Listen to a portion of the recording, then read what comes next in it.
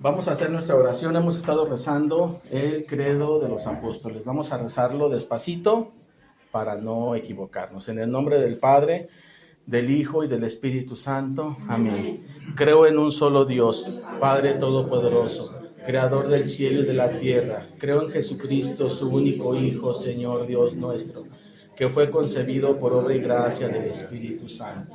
Nació de Santa María la Virgen, bajo el poder de Poncio Pilatos, fue crucificado, muerto y sepultado, descendió a los infiernos y al tercer día resucitó de entre los muertos, subió al cielo y está sentado a la derecha del Padre. De ahí vendrá a juzgar a vivos y muertos, y su reino no tendrá fin.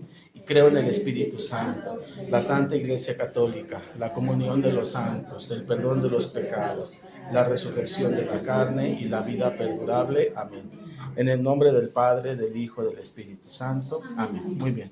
Vamos a comenzar entonces hoy nuestra segunda sesión. Vamos a estar un poquito apretaditos aquí en la clase, pero eso es bueno, significa que queremos aprender. Vamos a estar revisando entonces hoy la segunda parte, son 3 en total. La segunda parte de estos temas de la teología y la doctrina en torno al nacimiento de Cristo. Ya la semana pasada, en la sesión pasada, revisamos lo referente a la primera parte. Se hizo una presentación de quién es Jesús, revisamos que Jesús es el Verbo y nos metimos a fondo, lo más que pudimos, lo que permite esta clase, revisar a fondo lo que es el Verbo, la generación de la palabra, la generación del Verbo, y nos dimos cuenta que Jesucristo es el Verbo encarnado. El Verbo es Dios Hijo. Dios Hijo es la palabra eterna y única del Padre. Dios Padre habló una sola vez con una única palabra perfecta y eterna. Esa palabra es su Hijo. Su Hijo es el Verbo. Y entonces, si me ayudan a recordar en qué numeral nos quedamos, porque yo aquí lo tenía, pero ya se me perdió. 446, según yo. No. Sí, ya me acuerdo. ¿Sí? Sí. A ver, 457, profe, creo, porque... No, sí, ya lo tengo aquí. ¿Sí? Sí. A ver, vamos entonces hoy a comenzar en el último numeral que revisamos la semana pasada, 61. que Fue es la encarnación, 461. 461. Sí, 461. Para leerlo. Estamos entonces con base en el credo, y en el credo recordamos, bueno, en el catecismo está dividido en 4 partes. La primera parte es el credo, y en el credo rezamos 3 verdades: creo en Dios Padre, creo en Dios Hijo y creo en el Espíritu Santo. En la parte de creo en Dios Hijo, que es donde estamos en el numeral 461 y habla de la encarnación. Entonces comenzamos. Este numeral es de color verde. Este numeral es de color verde porque es de teología, y es de verde fuerte e intenso porque es teología fuerte y profunda. Este numeral dice: volviendo a tomar la frase de San Juan, entre paréntesis, el Verbo se encarnó, que es Juan capítulo 1, versículo 14, que es en el video va a aparecer como la lectura inicial, ¿sí? La iglesia, bueno, dice, la iglesia llama encarnación con mayúscula porque es un hecho divino. La palabra encarnación es con mayúscula porque es un hecho divino, así como pasión, muerte, resurrección van con mayúscula, encarnación también va con mayúscula, porque es un suceso divino propio de Dios. La iglesia llama encarnación al hecho de que el Hijo de Dios haya asumido una naturaleza humana. A ver, vamos a explicar esto. Resulta que en el cielo, desde siempre, desde toda la eternidad, Dios Padre, Dios Hijo, Dios Espíritu Santo. Dios Padre, divinidad, espíritu puro divino, naturaleza divina. Dios Espíritu Santo, divinidad, espíritu puro divino, naturaleza divina. Dios Padre y Dios Espíritu Santo. Dios Hijo, espíritu puro, divinidad, naturaleza divina. desde toda la eternidad, pero ahora asume una segunda naturaleza. ¿Deja de ser espíritu divino? No. ¿Deja de ser sustancia divina? No. Ni cambia, es inmutable, Dios es inmutable. Pero ahora, en vías del plan de salvación que Dios tiene para el hombre, Dios Hijo, ¿sí?, asume una segunda naturaleza. Entonces quiere decir que Dios Hijo, al mismo tiempo, a partir de la encarnación, sigue siendo Dios, pero ahora es hombre. Posee una segunda naturaleza añadida a la primera. Su primera naturaleza, que es naturaleza divina, es su naturaleza original, inicial e inmutable y eterna. Pero ahora posee una segunda naturaleza humana con todas las características de la naturaleza humana. Esa naturaleza humana del niño Dios la vamos a revisar en la tercera clase, ahorita nada más lo estamos mencionando. Hay una segunda naturaleza entonces en Dios Hijo, que es naturaleza humana y es una naturaleza añadida. Si es añadida, tan solo por decir que es añadida, tiene muchas consecuencias. Primero, tuvo inicio. Jesucristo, hombre Dios, como hombre tiene inicio. Como Dios no. Como hombre sí. Y sabemos el día, el lugar, el momento y las personas involucradas. María y el ángel. Eso lo sabemos. Allí inicia. Allí inicia el misterio, porque eso es un misterio. Allí inicia el misterio de la encarnación. Es propio del Hijo de Dios y tiene un inicio. Si tiene un inicio, mi querida Rebe, quiere decir que es creado. Y eso a lo mejor nos va a chocar en la mente. ¿Cómo Dios Hijo creado? Dios Hijo en cuanto a divinidad es engendrado del Padre antes de todos los siglos. Pero como humanidad es criatura, es hombre. 100% hombre. Entonces es creado, sí, y estas consecuencias las vamos a ver en el siguiente tema. Bien.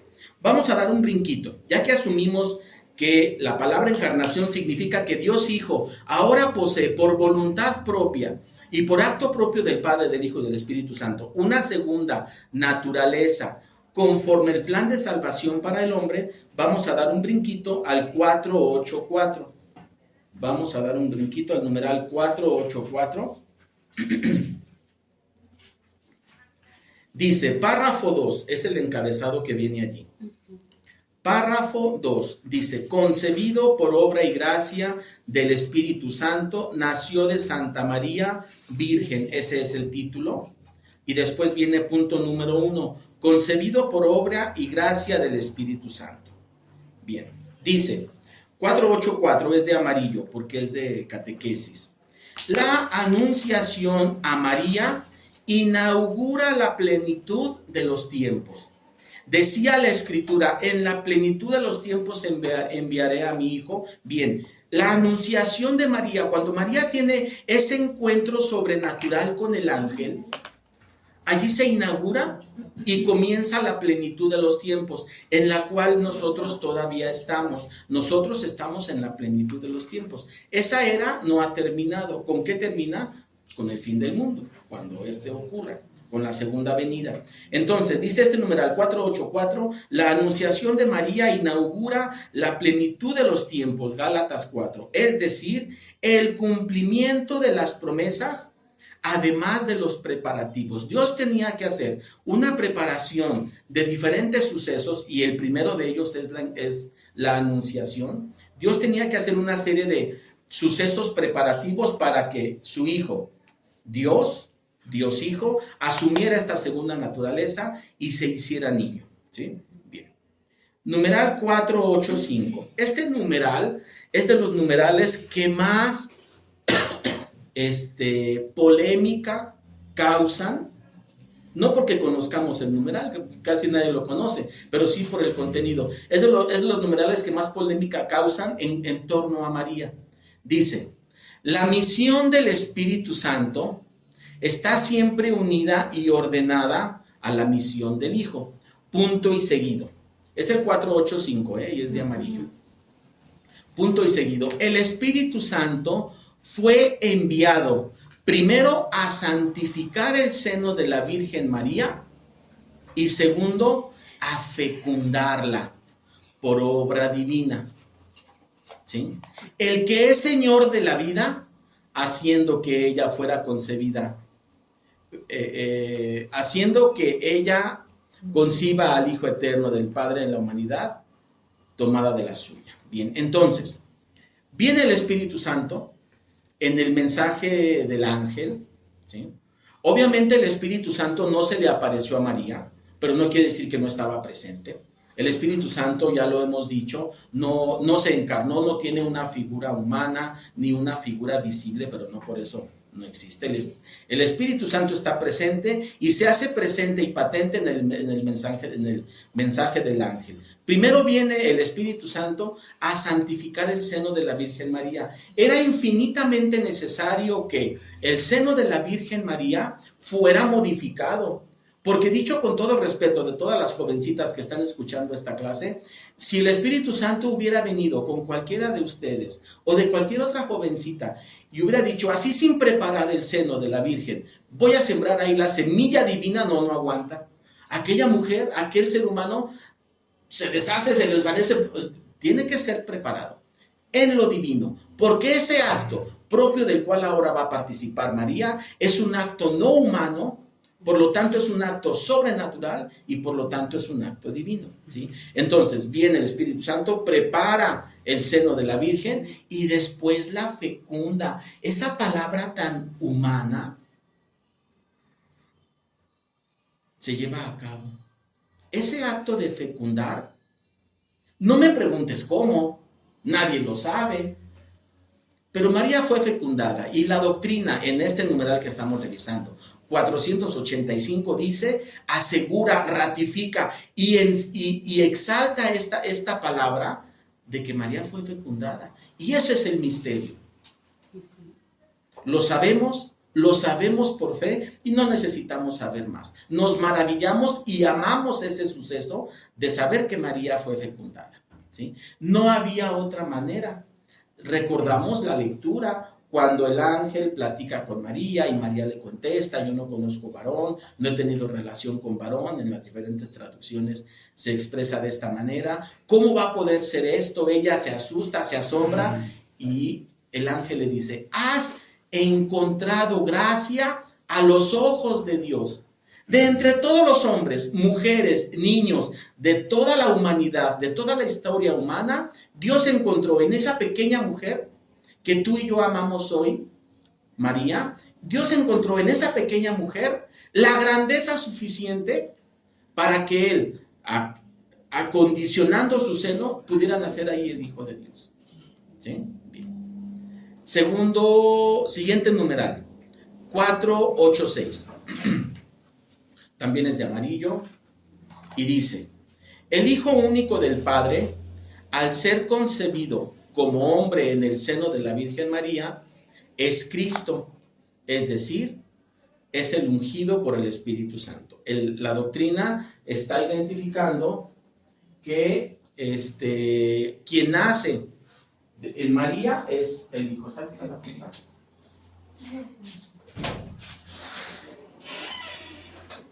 La doctrina está identificando que quien nace de María es el Hijo de Dios, es Cristo. Bien. Aquí hay varias cosas que tenemos que analizar. Llega el ángel, un día X, un día normal, del mes normal. Sabemos que, bueno, de acuerdo a la tradición, festejamos el nacimiento del niño Dios, ¿qué día? El 24. En la noche del 24 para el 25. El 25 es el cumpleaños. Sí. Hay que partir un pastel. Y fíjense, hace muchos años, una vez fuimos a una cena de Navidad con unas religiosas y ellas cantaban las mañanitas. Pues sí, porque es su cumpleaños. Y entonces cuando cantan las mañanitas y dice, el día que tú naciste, nacieron todas las flores, adquiere un significado diferente que cuando nací yo, cuando naciste tú. Bueno, entonces, María recibe la visita del ángel. De acuerdo a la teología y esto es ciencia, de acuerdo a la teología, la visitación del ángel es un evento sobrenatural. Bien, cuando Dios va a dar un evento sobrenatural, y voy a hablar específicamente de una visión, ¿sí?, de algo que vas a ver o de algo que vas a escuchar, que se llama locución, hay tres formas diferentes mediante las cuales Dios puede asegurarse de transmitir ese mensaje a la persona, ya sea a través de una visión o una locución. Hay tres formas y cada una de ellas va aumentando en perfección. La primera es que la persona que vamos a pensar que tú vas a ver un ángel. Vas a ver el ángel, entonces la primera forma de verlo es con estos ojos. Esa es una visión ocular de los sentidos. ¿Sí? Bien. Y se reduce a lo que los ojos ven. Ya la mente interpretará, pero se reduce a lo que los ojos ven. Obviamente es una visión imperfecta, pero una visión. Hay otro segundo nivel de visión que es la visión mental. Cuando Dios dice, no vas a ver solamente a través de los ojos, sino también voy a sembrar en tu mente la idea que quiero que veas. Eso se llama visión intelectual. ¿Sí? Y es más perfecta porque la mente puede discernir incluso a nivel de detalle más allá de lo que los ojos pudieran llegar a ver. Pero hay un tercer nivel de visión que es la visión espiritual, que es cuando Dios permite y siembra en el alma lo que Dios quiere comunicar, lo que Dios quiere dar a conocer. Recordemos que el alma tiene entendimiento y voluntad. Bien, déjenme decirles que esta visión que tiene María del ángel, de acuerdo a la teología, es una visión espiritual, que puede incluir una visión intelectual y que puede incluir una visión de los sentidos, una visión óptica. Si Dios iba a dar a conocer semejante mensaje, Él quería con toda su alegría y con todo su gusto transmitírselo a María hasta lo más profundo de su alma. Entonces esta visión que tiene María es en el alma directamente. Probablemente pudo también incluir la visión Ocular. Ocular o mental, ¿sí? Pero sin duda fue una visión intelectual. Quiere decir que si tú el día de hoy compras una máquina del tiempo y vas y viajas en el tiempo y colocas allí cámaras y micrófonos ocultos en la habitación de María para ver cómo estuvo y después grabar el video y subirlo a YouTube para tener muchos likes, no ibas a poder ver nada. ¿Sí? Nos recordemos poquito, ¿eh? Sí. No íbamos a poder ver nada porque, lo vuelvo a repetir, la visión que tiene María del ángel no es solamente una visión ocular, va mucho más allá a una visión espiritual de algo directamente dictado de Dios sobre del alma, puesto que Dios se vale de esos mecanismos, ¿sí? Entonces, el diálogo que tiene María con el ángel, de seguro, cuando hay una visión y una locución a nivel de alma, se transmite todo un mensaje, todo un concepto, toda una catarata de ideas, conceptos, imágenes, incluso emociones, sensaciones, que llevan al alma de María al éxtasis, a un momento de éxtasis en la presencia del ángel, que el evangelista solamente le da con 3 o 4 pinceladas, transmite la importancia del mensaje. Pero sin duda, no debemos tener duda de que María en ese momento se le estimula toda la gracia santificante depositada en su alma, todos los dones del Espíritu Santo presentes en su alma, sus virtudes teologales, sus virtudes cardinales, a nivel de éxtasis, que María le queda completamente claro después de la visita del ángel el plan perfecto de Dios y cómo es que ella va a participar, y por eso es que es bienaventurada, a nivel de que María dice: Dios mío, soy tu esclava. Sí. ¿Qué más podía decir?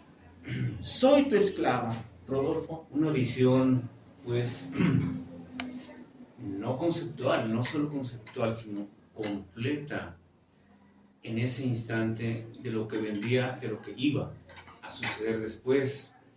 Una visión más allá de lo beatífico. ¿Puede ser? No llega a nivel beatífico. Beatífico es propio del cielo. Es a nivel sobrenatural, a nivel de entendimiento y voluntad del alma, por obra del Espíritu Santo a través de la operación de los dones del Espíritu Santo directamente sobre el alma, pero también estimulando de manera sobrenatural las virtudes teologales y las virtudes cardinales. Pásamelo si quieres. ¿Sí? Entonces no llega a lo beatífico, porque la visión de lo beatífico es propio del cielo. Entonces, quizá tú puedas pensar a nivel beatífico de que María puede ver al ángel. Sí, pero no puede ver la beatitud del ángel. Puede ver, mira, el ángel que vio María, sabemos quién es, Gabriel, pero Su nombre. no lo puede ver a nivel de cómo se ve en el cielo. ¿Sí? Entonces, Claro. no es una visión beatífica. Bien. Entonces, María queda maravillada de conocer el plan, de saber todo esto, y entonces ella en voluntad propia, y esa es la parte importante, María en voluntad propia dice, así como tú lo tienes pensado, mi Dios, así que se haga, hágase. Por eso el hágase de María parte la historia en dos. Antes de que María dice hágase, y una vez que María dice hágase, tú y yo somos fruto de que María aceptó. ¿Sí? Pero María estaba asustada, ¿verdad? María en lo humano sí. Sí, déjenme decirles que la visión de lo sobrenatural causa muchas emociones, entre ellas asombro o susto, duda. Estoy hablando de la visión de lo sobrenatural en general. Porque la Biblia dice que ella estaba Ella sintió duda, ¿cómo dices? Sobrecogida. ¿Sí? Sí, claro que sí. A cualquiera que se le aparezca un ángel. Sí, muy normal. Sí, no fue así de que hágase, el hágase no llegó inmediatamente. No, fíjate, fue después de- es muy bonito verlo en las pastorelas, a los niños representándolo, a María, la niñita de 12 años con su velo azul, con los ojos, en un diálogo muy dulce con el ángel. Fue un diálogo intempestuoso, déjenme decirlo así, que vino a sacudir hasta las flores y el viento más cercano, porque no podía ser de otra manera. Era el mensaje de mensajes, todos aquellos mensajes que se habían profetizado en Isaías, en Jeremías, en todos los profetas, se estaban haciendo patentes en ese momento de María, que María no podía quedar al margen de esto, emocionalmente. Dice la palabra de Dios, en la plenitud de los tiempos. Exacto. Lo acabamos de revisar en el numeral anterior. Con la anunciación se inaugura la plenitud de los tiempos. Bien.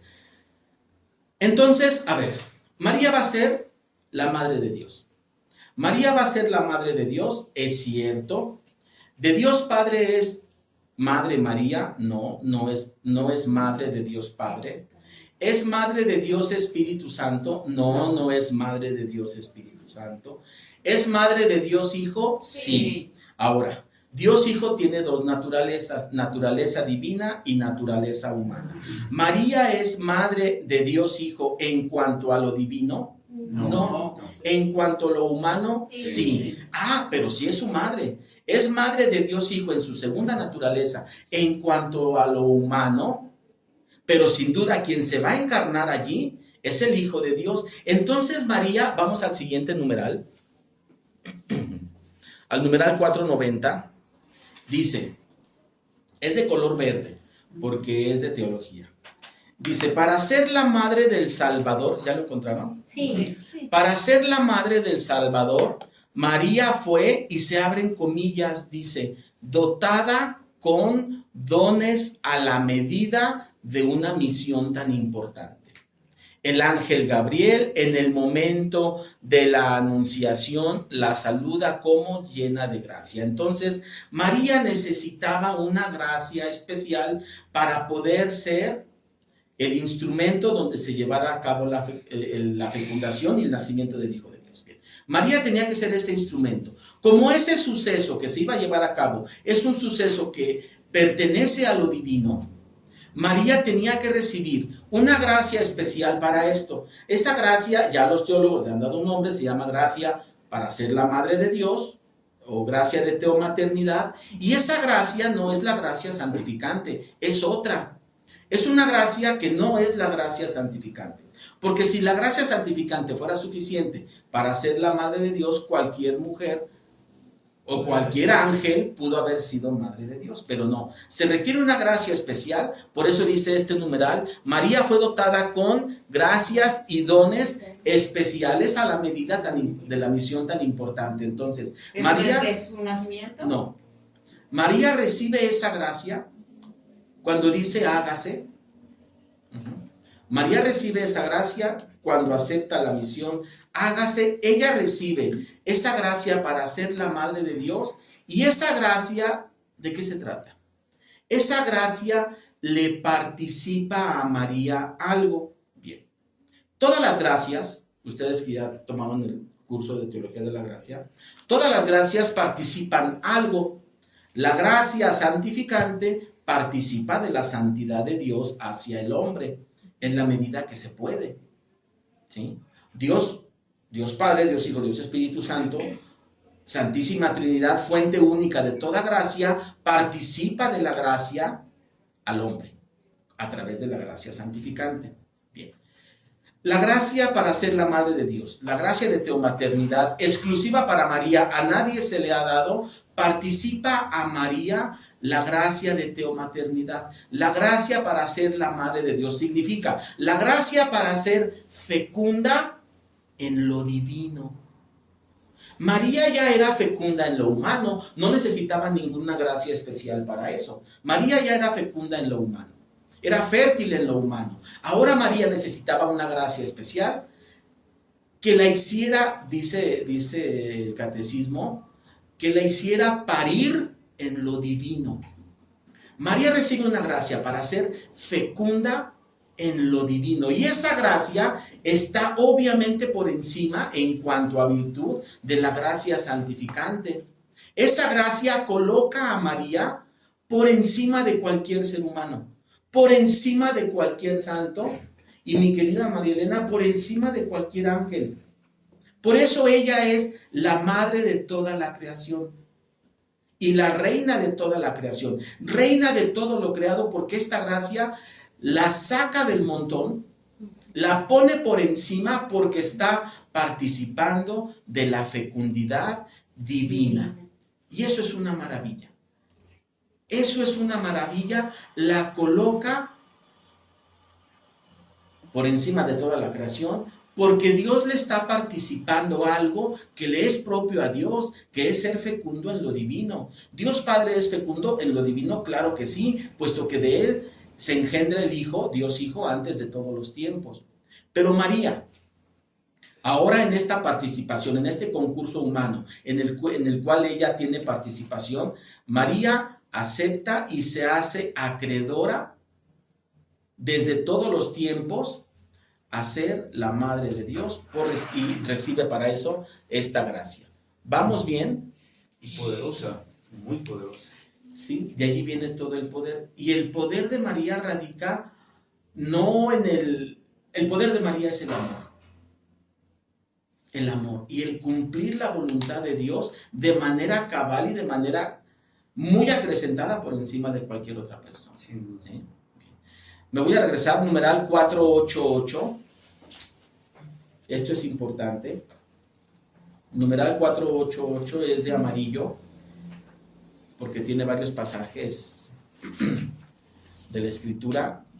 Dice, Dios envió a su Hijo, pero para formarle un cuerpo, quiso la libre cooperación de una criatura, obviamente de María. Punto y seguido, y fíjense lo que dicen.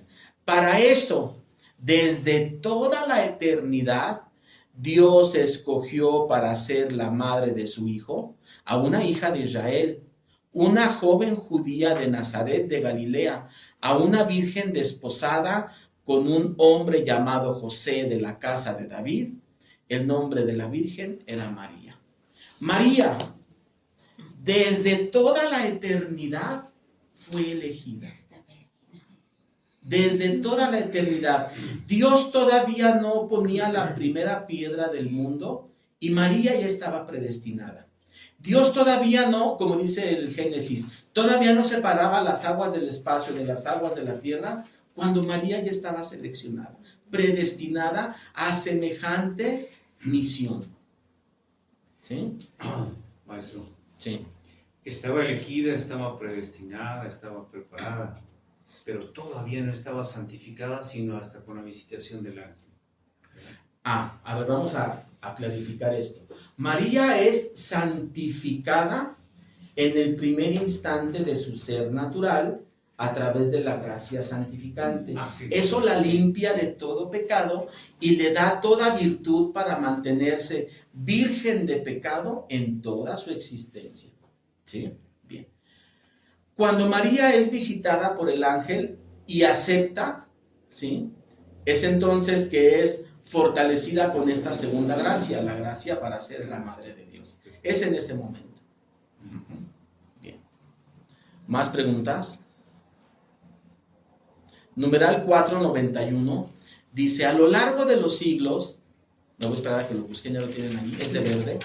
A lo largo de los siglos, la iglesia ha tomado conciencia de que María, entre comillas, llena de gracia por Dios, ha sido redimida desde su concepción.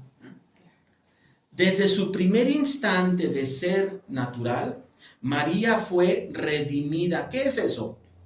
¿Qué es redimida? Limpia, Perdonada, limpia. salvada, Salva.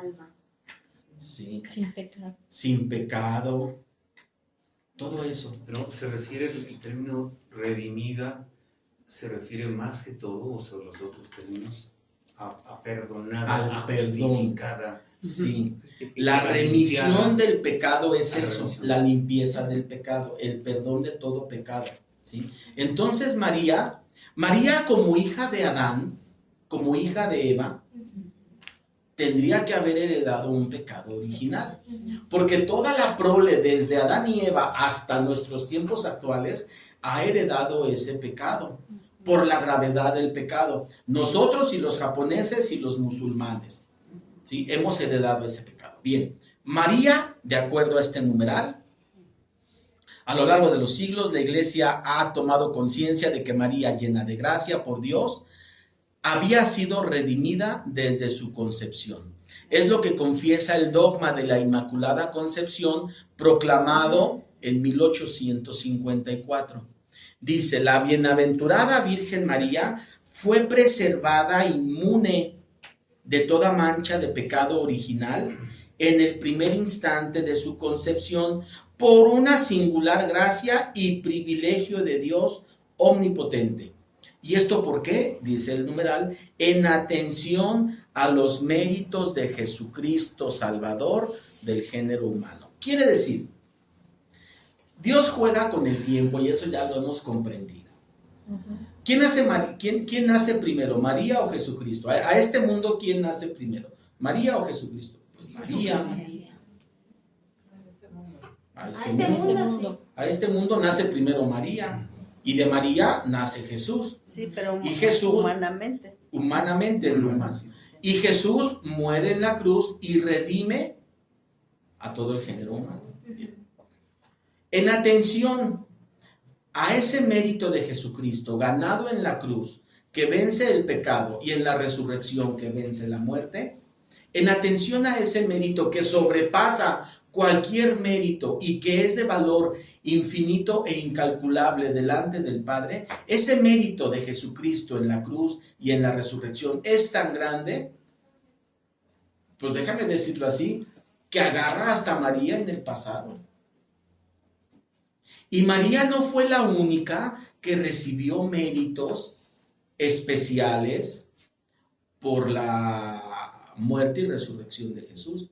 Déjame decirte que, haciendo una recapitulación del curso de Teología del Alma, los profetas, los reyes elegidos, cualquier persona que recibió, los jueces, cualquier persona que en el Antiguo Testamento, Moisés, cualquier persona que en el Antiguo Testamento recibió una virtud sobrenatural, fue en atención a los méritos de Jesucristo. ¿Sí? Bien. Entonces, María, sin duda, este privilegio del cual goza es por los méritos de Jesucristo. Bien. Viene un numeral, de los más importantes, 4:92. ¿Sí? Lo voy a dividir en dos partes. Dice, es de verde. Dice, esta resplandeciente santidad del todo singular, de la que ella fue enriquecida desde el primer instante de su concepción, le viene toda entera de Cristo. Ella es redimida de la manera más sublime en atención a los méritos de Cristo. El mérito de Jesucristo en la cruz es de valor incalculable, entonces con base en esos méritos, María es redimida. Punto y seguido. Dice, el Padre le ha bendecido con toda clase de bendiciones espirituales en los cielos, en Cristo, más que a ninguna otra persona creada. Él la ha elegido en él antes de la creación del mundo para ser santa e inmaculada en su presencia por el amor. A ver, el Génesis, cuando lo leemos, capítulo 1, cuando habla de toda la creación, en un momento dice el Génesis que Dios crea los cielos y la tierra. Cuando habla de los cielos, se refiere a la luna, al sol, al firmamento, pero también se refiere a todo lo referente a la vida celestial, ¿sí? Incluyendo a los ángeles. Pues María fue elegida desde antes de la creación de los ángeles. Cuando los ángeles son creados y libran su prueba, les es presentada a ella como su reina. Eso ya lo veremos después. ¿Vamos bien? Sí. ¿Voy muy a prisa? No. Numeral 493. También es de verde. Dice, los padres de la iglesia, en la tradición oriental, llaman a la Madre de Dios la Toda Santa. Y allí entre paréntesis viene una palabra, panagia. ¿Sí la ven? Sí. Bien. Al celebrar como inmune de toda mancha de pecado y como plasmada por el Espíritu Santo y hecha una nueva criatura. Por la gracia de Dios, María ha permanecido pura de todo pecado personal a lo largo de toda su vida. Otra vez, este último renglón. Por la gracia de Dios, María ha permanecido pura de todo pecado personal a lo largo de toda su vida. Pura de todo pecado personal quiere decir que no hay ni hubo pecado mortal, ni siquiera pecado venial, ni siquiera intención de pecado, ¿sí? Entonces, a ver, María, desde el primer instante de su ser natural, es preservada del pecado, es santificada con la gracia santificante y todo lo que acompaña a la gracia santificante, que son dones y virtudes, dones del Espíritu Santo, virtudes teologales y cardinales, es preservada de todo tipo de pecado. Además, por una gracia especial, es mantenida inmune. No quiere decir que María no tuvo concurso en esto, tuvo ella que sobreponerse a toda la prueba, y ahorita hablaremos de la prueba de María. Pero sí, María en todo momento, que se vio también tentada O sea, sí tuvo tentación. Tuvo prueba terrenal como todos nosotros, pero en ella se mantuvo por esta gracia especial y también por su mérito propio, inmune, y se mantuvo limpia, como dice este numeral, a lo largo de toda su vida, de todo tipo de pecado. Por lo tanto, la gracia santificante pudo florecer en ella de una manera en la que nadie ha podido florecer la gracia. Es una gracia que no encuentra freno, no encuentra tope, como el que yo pongo cada vez que tengo intención de pecar, o más aún cuando yo caigo en pecado, pongo un freno al desarrollo de la gracia. Entonces en María no hubo ese tope, no hubo ese freno, y la gracia, que además crece con el ingrediente básico del amor, en María la gracia, los dones y las virtudes florecieron a un nivel propio de ella, propio de la Madre de Dios. No hay ni en el cielo, ni en las cortes angelicales, ni en ningún lugar que tú quieras pensar o llamar, alguien que tenga mayor desarrollo, de santidad en cuanto a criatura. Yo tengo una pregunta, perdón. Sí. ¿Qué sabemos de lo que ella recibió, de las gracias que ella recibió cuando fue presentada al templo por sus padres? No sé, yo no Porque obviamente en la imaginación, Ujú. digo, ¿con qué entrega, con qué predisposición, con qué cosas futuras que vinieron y van a venir? Ella fue entregada, fue presentada con las letras más grandes existentes, posibles, al templo, al Señor, por sus padres. Porque no fue bautizada, hasta donde yo recuerdo, pues como antes de Jesús, como en los tiempos de Jesús, obviamente, Sí, de acuerdo a la tradición. de acuerdo a la tradición. Ajá, sí. Aquí los puntos importantes respecto de María sí podemos identificar dos. El primer instante de su ser natural, que recibe la gracia santificante y se ve privada e inmune a todo tipo de falta, ¿sí? Y eso durante toda su existencia, hasta el momento de su asunción, ¿sí? Porque ya en la vida futura esto opera diferente. Y el otro momento importante es en el hágase, en el fiat, cuando ella recibe la visita del ángel.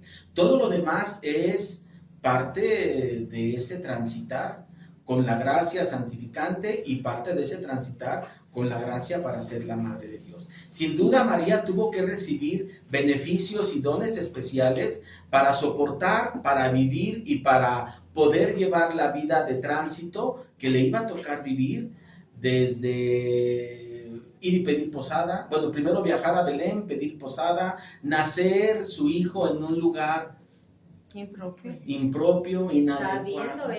Sabiendo ella quién es. La huida a Egipto. Esa parte de la huida a Egipto a mí me tiene así, pero es que si no saben de Belén a Egipto, a las ciudades importantes de Egipto, estamos hablando más o menos como de aquí a Panamá, que son como 1,500 o 2,000 kilómetros sin oxos. Sin nada. Sin nada, en el desierto, Pero aparte, con un burro más por casa. pero aparte fueron años, ¿no? Fueron. Pero así como ella recibió en unos instantes, en unos segundos, durante la aparición, durante La anunciación. la anunciación, Sí. también recibió las capacidades, por decirlo sencillamente, del sufrimiento que iba a tener, a padecer ella al pie de la cruz Sí. de su hijo. Sí, bueno, exactamente, ella también se ve, miren, la gracia de teomaternidad modifica la sustancia de María. Todas las gracias importantes modifican la sustancia del hombre, ¿sí? Y las gracias importantes nada más son, o sea, las gracias de nivel superior es la gracia actual, la gracia santificante, la gracia de visión beatífica que es propia del cielo, y en el caso de María, la gracia de teomaternidad. Bien. Todas estas gracias modifican la sustancia del hombre. Hace rato lo acabamos de leer. Hacer de María es un nacimiento nuevo. Lo acabamos de leer, ahorita busco el numeral. Hace de María un ser nuevo, porque la gracia de teomaternidad modifica en María su biología, su psicología, toda su parte mental, y también su alma.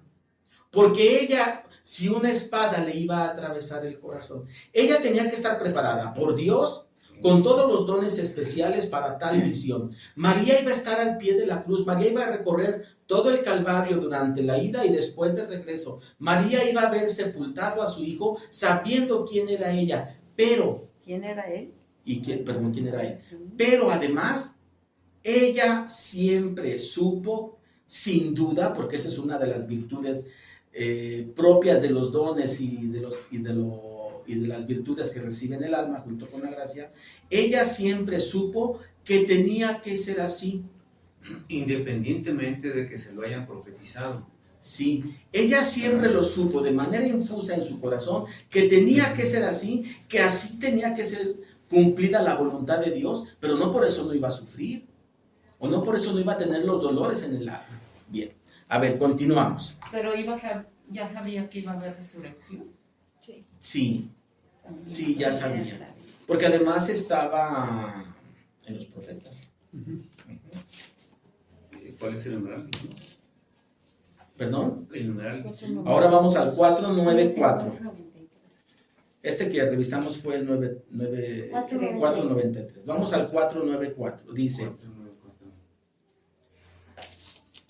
el anuncio, y este numeral se titula Hágase en mí según tu palabra. Dice, el anuncio de que ella dará a luz al Hijo del Altísimo sin conocer varón por la virtud del Espíritu Santo. A este anuncio, María respondió, por la obediencia de la fe, segura de que nada hay imposible para Dios, responde, he aquí la esclava del Señor, hágase en mí según tu palabra. A ver, eso forma parte del diálogo que ella tiene con el ángel. Está el ángel anunciándola. Miren, el ángel debió haber estado contento, en éxtasis de ser instrumento de Dios ante semejante episodio sin trascendente en toda la humanidad. Él debió haber estado emocionado de haber sido, angelicalmente emocionado de haber sido elegido, de entre toda la bolilla de ángeles, lo digo con todo cariño, de entre toda la bolilla de ángeles, él llega a ese pueblo perdido en el desierto, la ve y comienza el diálogo con ella. Y el ángel de seguro que ya está beatificado y que puede ver lo sobrenatural, comienza a ver cómo en María se lleva a cabo esa transformación debido a la gracia y debido a la virtud y debido a la docilidad de María de decir sí, hágase. Y ese sí hágase no de vanagloria, sino de sumisión, a nivel de que cuando ella dice hágase porque soy la esclava, yo estoy seguro que el ángel y todos los demás angelillos que estaban ahí cayeron de rodillas ante su reina. Estaban conociendo a su reina y estaban siendo partícipes en ese momento del suceso de por qué ella era su reina. El cielo entero, sin duda. Sí. Los ángeles, el ángel, el arcángel Gabriel se arrodilla delante de ella cuando ella dice hágase. Porque ella ya era superior a él. Allí. Él ya sabía qué se iba a decir y qué no se iba a decir. El ángel, durante el diálogo, sí. de acuerdo a la teología del cielo y a la beatitud, participa ya de la beatitud, sí conocía el plan. Ya sabía lo Ya que iba a conocía el dar plan y ya respuestas. sabía lo que iba a ocurrir. Pero no es lo mismo que te digan, va a pasar esto. Algo ya para la pase. interpretación de los humanos es que Sí. luego se escribe de las formas en que se escribe, para la comprensión nuestra. Sí. Bien. Numeral 495. Llamada en los evangelios la madre de Jesús. Último numeral que vamos a revisar, 496. 95, 96. Ahora 496 en este momento. También es de amarillo. Dice, desde las primeras formulaciones de fe, es decir, desde las primeras formulaciones que tuvo el credo, la Iglesia ha confesado que Jesús fue concebido en el seno de la Virgen María únicamente por el poder del Espíritu Santo. Afirmando también el aspecto corporal de este suceso, Jesús fue concebido, y allí viene en latín, ¿sí?, lo que acabamos de leer. Esto es, sin elemento humano por obra del Espíritu Santo. Punto y seguido. Los padres de la Iglesia ven en la concepción virginal el signo de que es verdaderamente el Hijo de Dios, el que ha venido en una humanidad como la nuestra. Qué favor tan especial. Qué favor tan especial. Con ninguna persona obró así. Con ninguna persona. Y ninguna persona más apta que María. Aquí hay algo también importante. María en santo matrimonio, en matrimonio de acuerdo a su tradición con José. Y sabemos por las escrituras que María ya estaba casada con José. ya estaba desposada con José, y la tradición todavía, como era en ese entonces, todavía no vivían juntos, pero ya estaban desposados, ya eran un matrimonio, y como sabemos que el matrimonio hace de los dos una sola carne, la virtud que recae sobre María con la gracia de teomaternidad, eleva también a José en virtud. San José no fue el padre biológico de Jesús, fue su padre nutricio, pero sin duda José también tenía que ser fortalecido en su humanidad y en su espiritualidad Y el plan de para salvación. semejante misión. Sí. ¿Sí? Entonces, el mérito de Jesucristo en la cruz, que se traduce en beneficios particulares para María en vías de la maternidad, también drenan en la medida que Dios lo dispone sobre José. Y entonces José participa, dicen los teólogos, pasivamente. José participa pasivamente de ese privilegio de la fecundidad divina, de manera pasiva. No porque él haya tenido concurso en este suceso, concurso humano, sino que por la virtud del matrimonio, algo le cayó, algo se le dio. Mucho. Y la evidencia, ahí está, que es lo que se le dio, fue mucho. Bien, entonces, llega el momento, nace el niño en aquel lugar, ¿qué podemos decir? Inhóspito, apartado, en lo secreto, en lo oculto, indigno, ¿sí? En el frío, como hay en la mugre, que a mí me gusta mucho, bueno, es nada más una referencia, dicen las visiones de Ana Catarina de Emmerich, que cuando nace el niño, por allí por el pesebre pasaba un hilo de agua. Ese hilo de agua comienza a radiar luz, las flores a reverdecer y a escucharse himnos desde el cielo. Claro que sí. No podía ser de otra manera. No podía ser menos. No podía ser menos. Y a las primeras personas a quien se les manifiesta este suceso es a unos humildes pastores mediante el ángel. ¿Cómo valora Dios la humildad? Sí, La sencillez, la humildad. la sencillez, la humildad. Quiero hacer un comentario y pregunta y todo revuelto ahí al mismo tiempo. Hemos escuchado la pregunta, la duda que muchas personas tienen, que yo también tuve, y me gustaría escuchar qué sabemos, porque las cosas de Dios nada tienen que ver con esto. Bueno, la Virgen María tuvo relaciones sexuales físicas No, con San José. Nunca. no, nunca. Mira, y voy a explicar esa parte. Quiero explicar esta parte desde dos puntos de vista. Es más, desde tres. Primero, desde la revelación. Siempre virgen, tú lo acabas de decir. Siempre virgen, al ser palabra de Dios, tiene que cumplirse. Primer punto. Es palabra de Dios, se cumple en ella, siempre virgen. Igual siempre virgen ella y siempre virgen José. Punto número dos. Desde el casto José. Ahora, punto número dos, desde la teología. Cuando María es provista de gracias tan abundantes, las pasiones quedan muy por debajo de la virtud. La virtud está muy por encima de las pasiones. No están suprimidas, sino que la pasión está sometida a la razón muy por encima gracias a la virtud. ¿Sí? No se muevan, así como están, no se muevan. Identifiquen que a lo mejor la pierna ya está un poquito dormida o que la banca te incomoda un poco. Y tú puedes decir, ay, voy a cambiar de posición, pero también puedes decir, me voy a aguantar 5 segundos. Esa es una pasión pequeñita, una baja incomodidad de porque estás sentado. Entonces, muy racionalmente tú puedes decidir qué hacer.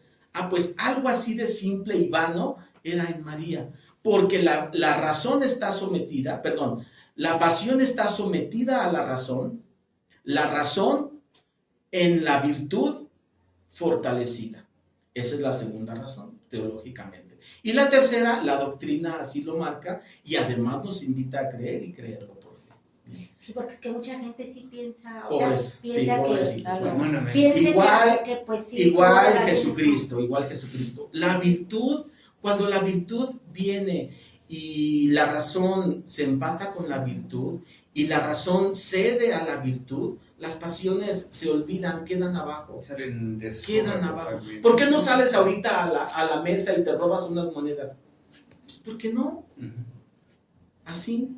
¿Por qué no? Porque ya no tienes esa necesidad. Esa necesidad ni esa inquietud. Está tu corazón entretenido y gozando de cosas más Y las sublimes. cosas mayores. Bien, que Dios nos permita prepararnos para esta Navidad, en esta segunda charla, porque cada vez está más cerca su venida. Y nos preparamos de la manera más adecuada, es con confesión, comunión y las devociones propias de esta fecha. En el nombre del Padre, del Hijo y del Espíritu Santo. Amén. Amén.